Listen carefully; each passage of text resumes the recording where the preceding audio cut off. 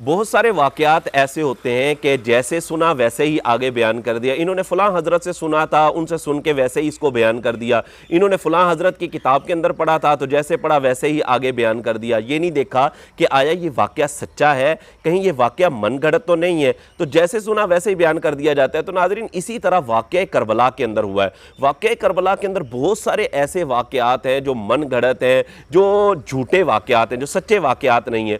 आप कहेंगे कि वाक़या करबला के अंदर ये मनगढ़ंत वाक़यात कैसे हो गए? तो भाई, जब अहादीस के अंदर मनगढ़ंत रिवायात और मौजू रिवायात हो सकती हैं तो वाक़या करबला में क्यों नहीं हो सकता? हालांकि अहादीस को परखने में और इसकी सनद पर तो मुहद्दिसीन ने बड़ा बड़ा काम किया हुआ है, बड़ी बड़ी मेहनत की हुई है। और इस तरह की मेहनत और इस तरह का काम जो है वो तारीख में नहीं हुआ। मुअर्रिख का काम क्या होता है? मुअर्रिख जैसे ही किसी किताब के अंदर कोई चीज़ देखता है उसको वैसे ही कोड कर देता है, वैसे ही नकल कर देता है। मुअर्रिख फलां जगह से कोई वाक़या सुनता है, वैसे ही उसको जो है वो नकल करता है, बाकायदा तहकीक नहीं की जाती। तो वाक़या करबला के अंदर बहुत सारे ऐसे वाक़यात हैं जो मनगढ़ंत हैं, जो झूठे हैं। उन्हीं वाक़यात में से एक वाक़या जिसको हमारे मुकर्रिरीन और खुतबा हजरात बड़ा रंग दे कर जनाब बयान कर जाते हैं और खूब रोने और रुलाने का माहौल बनाया जाता है। और वो वाक़या क्या है? वो सैयदा सुगरा रज़ी अल्लाह ताला अन्हा का मदीने में रह जाने वाला वाक़या है कि हज़रत इमाम अली मुक़ाम इमाम हुसैन रदी अल्लाह ताला अन्हु सैयदा सुगरा रदी अल्लाह ताला अन्हा को मदीने में ही छोड़कर चले आए थे। ये बीमार थी,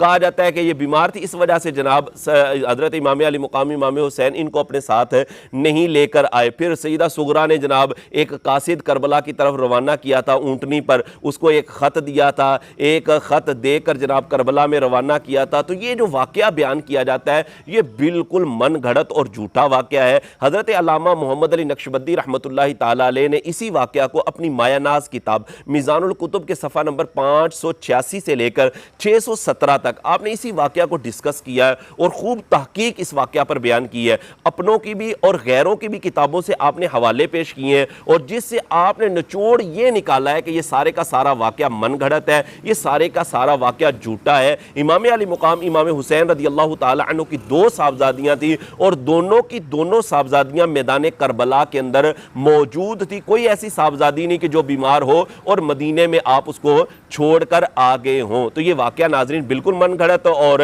झूठा वाक़या है। इसी तरह एक और वाक़या हज़रत इमाम कासिम रज़ी अल्लाह ताला अन्हु की शादी का वाक़या कि जनाब हज़रत इमाम कासिम रज़ी अल्लाह ताला अन्हु की शादी मैदान करबला के अंदर की गई थी। नाज़रीन, ये वाक़या भी मनगढ़ंत है और ये वाक़या भी झूठा है। इसको भी हज़रत अल्लामा मोहम्मद अली नक्शबंदी रहमतुल्लाह ताला अलैह ने अपनी किताब मीज़ानुल कुतुब सफ़ा नंबर 243 पर आपने इस पर तहकीक बयान की है और तहकीक करने के बाद निचोड़ यही निकाला कि मैदान करबला के अंदर कोई शादी नहीं हुई थी। मैदान करबला में जो इमाम कासिम की शादी का वाक़या बयान किया जाता है ये बिल्कुल मनगढ़ंत और झूठा